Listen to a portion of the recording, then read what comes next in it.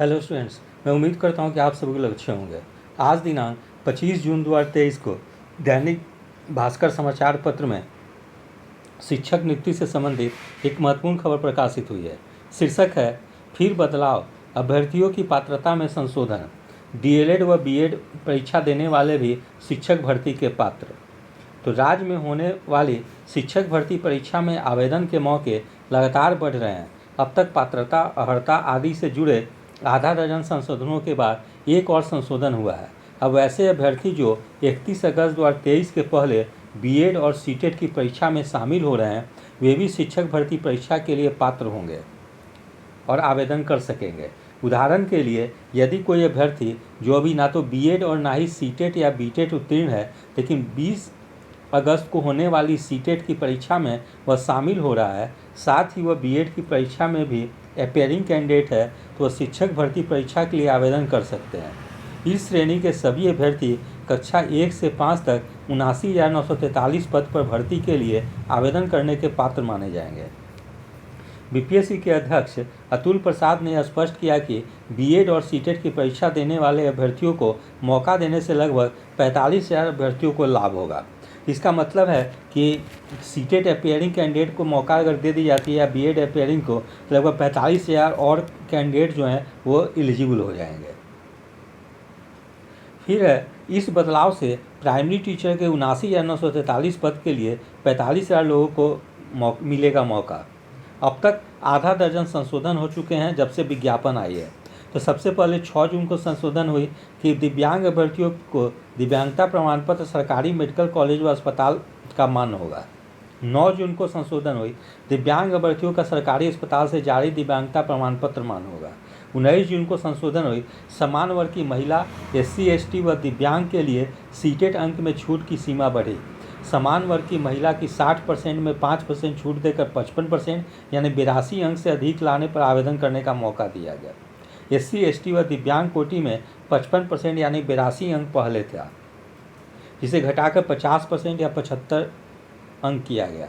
21 जून को संशोधन किया गया, सीटेट परीक्षा में शामिल होने वाले अभ्यर्थी भी भर्ती परीक्षा के लिए योग्य कक्षा 9-10 के विज्ञान शिक्षक की अर्हता में बायोटेक्नोलॉजी, माइक्रोबायोलॉजी भी शामिल, सामाजिक विज्ञान विषय में की जरूरी अर्हता में प्राचीन इतिहास को इतिहास विषय के समकक्ष मानना। 22 जून को संशोधन हुई, परीक्षा की तिथि में बदलाव, 24, 25, 26 और 27 अगस्त को 2 पाली में होगी। इसके पहले परीक्षा की तिथि 19, 20, 26 और 27 अगस्त संभावित थी। फिर 50% सीट महिलाओं के लिए रिजर्व, कक्षा 1 से 5 तक की शिक्षक भर्ती में महिला अभ्यर्थियों के लिए 50% सीट रिजर्व होगी। पंचायत व नगर निकायों में नियोजित शिक्षकों की अधिकतम उम्र सीमा का बंधन नहीं है, जबकि टीईटी और एसटीईटी उत्तीर्ण अभ्यर्थियों को अधिकतम उम्र सीमा में 10 वर्ष की छूट दी जाएगी। इस प्रकार से शिक्षक नियुक्ति में अब तक कई बार जो संशोधन हुई है उसके बारे में यहाँ विस्तृत रूप से जानकारी दी गई है। फिर स्वास्थ्य विभाग में नियुक्ति से संबंधित खबर है। शीर्षक है स्वास्थ्य विभाग में 4568 पदों पर होगी जल्द नियुक्ति। स्वास्थ्य विभाग ने अस्पतालों में विभिन्न स्तर के रिक्त 4568 पदों पर नियुक्ति की प्रक्रिया शुरू कर दी है।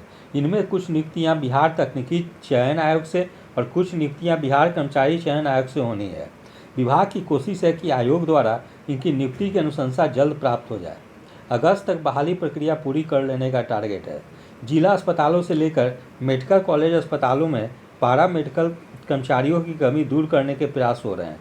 स्वास्थ्य विभाग द्वारा मिशन सृष्टि और मिशन परिवर्तन के तहत अस्पतालों की दशा में सुधार के कई कदम उठाए हैं। सूत्रों का कहना है कि जिन पदों पर नियुक्ति की जानी है उसमें 4539 पदों पर फार्मासिस्ट की नियुक्ति होगी। ओटी असिस्टेंट के 296, एक्सरे तकनीशियनों के 803 और ईसीजी तकनीशियनों के 167 पदों पर बहाली हो रही है। और वहीं अस्पतालों में 967 लिपिकों की नियुक्ति के लिए विज्ञापन जारी करने का प्रस्ताव भेज दिया गया है। इस प्रकार से फार्मासिस्ट, ओटी सहायक, एक्सरे तकनीशियन और ईसीजी तकनीशियन, इन सब पदों पर बहाली बिहार तकनीकी सेवा आयोग से होगी, जबकि स्वास्थ्य विभाग में लिपिक के 967 पद जो हैं उसकी अधियाचना बिहार कर्मचारी चयन आयोग को भेज दी गई है। और ये जो नियुक्ति जो होगी वो द्वितीय इंटर स्तरीय जो विज्ञापन आएगी उसमें इन पदों को जोड़ी जाएगी। इस प्रकार से आने वाले महीनों में द्वितीय इंटर स्तरीय के विज्ञापन एक बहुत बड़े पैमाने पे आएगी, जिसमें स्वास्थ्य विभाग से भी संबंधित पद होगी, नगर विकास से भी संबंधित पद होगी। उसके अलावा विश्वविद्यालय और कॉलेजों में जो क्लर्क के या लिपिक के जो पद खाली हैं वो भी काफ़ी बड़ी संख्या में पद जो खाली हैं वो भी जोड़ी जाएगी।